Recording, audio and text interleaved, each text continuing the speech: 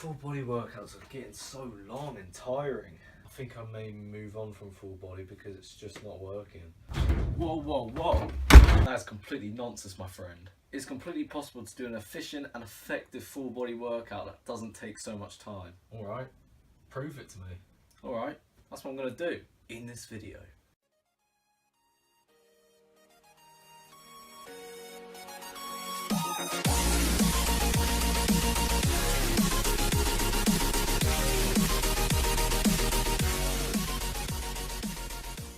Right, how you all doing?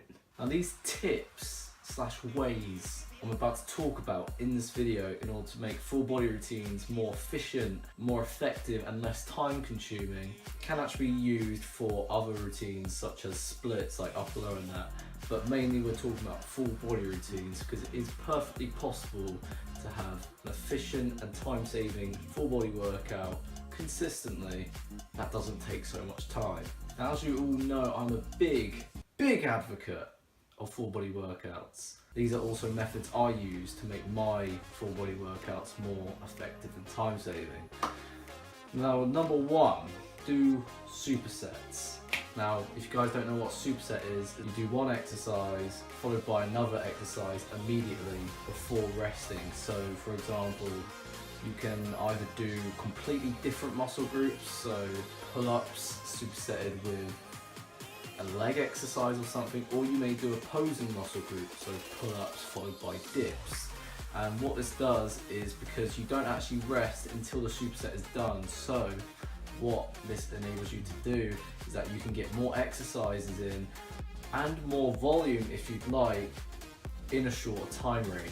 By doing supersets, you can actually get more exercises into your workout in a shorter time range, so it's like a win-win situation.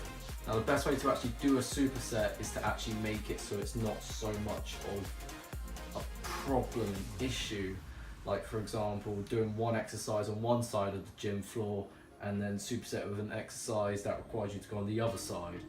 Make it in one space so you can do it together in one space, if that makes sense. Now number two, this is similar to the superset, but simply reduce your rest time. So the reason why some people think their routine is kind of dragging, taking a lot of time, is because they're actually resting longer than they think. So for example, if you're training for strength, typically speaking you rest around mainly 3 to 5 minutes. Now this doesn't mean you have to rest for 5 minutes, let's say, like a lot of people think they do. 3 minutes is suffice. You can even do 2 minutes if you're really short on time. Or if you do a superset, you can actually start resting after the first part of the superset. So by the time you've actually finished the second half of the superset, you're then resting for 2 minutes, if that makes sense. So by reducing your rest time, you can actually, it all adds up with the amount of exercises you do in order to save yourself more time.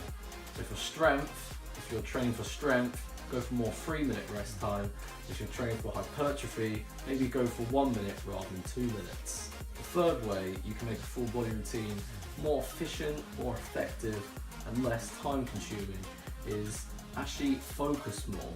Now the reason why quite a lot of people actually spend more time in the gym than they aim to do is because they actually get distracted, look around, play on their phones and such, and don't actually focus on the workout itself. So if you actually focus more and on the actual workout you're doing, the exercise you're doing, you'll actually finish your workout quicker. When you're actually done with an exercise, you've done all your sets, instead of checking what's happening on Twitter and Instagram for about 5-10 minutes, bang, straight to the next exercise. Get it done. Focus. Numero cuatro. Do your exercises in a tighter space. Now, I may not have worded this in the best way, but what I mean by this is that look at the exercises you're doing and think how you can do them the most efficiently as you possibly can. So if you have exercises that you need to do downstairs, upstairs, downstairs, upstairs and such, why not try and do it so that you do all the exercises downstairs first and then do them upstairs, so then you don't actually have to spend so much time actually moving back and forth. When we go to work out, we work out to do the exercises, not to hover from one place to another. If you want to use the power rack, but you also want to use other parts of the weight room, maybe do all your stuff in the power rack first, because obviously in the gym, power racks and benches and such are very common and very popular. So if you, let's say you do some exercises in the power rack and then you head over to do some dumbbells and body weight or whatever it is, other equipment, by the time you actually go back to the power rack to finish off some exercises you need to do, they may have all been taken, so you then have to wait another 10 minutes and so, making your workout more time consuming. So if you do your workouts in a tighter space and do the exercises you need to do all together, if that makes sense, you'll spend less time and make your workout more efficient. The last advantage, number 5, compound movements. As we know, compound movements are the king. They are the key to building strength and size, no matter what. If you don't know what compound movement is, a compound movement is an exercise basically where multi-joints and multiple muscle groups have to work together in one single exercise. The bench, the pull-up, the squat, dips, overhead press, bent over rows, you get what I'm saying? Compound movements.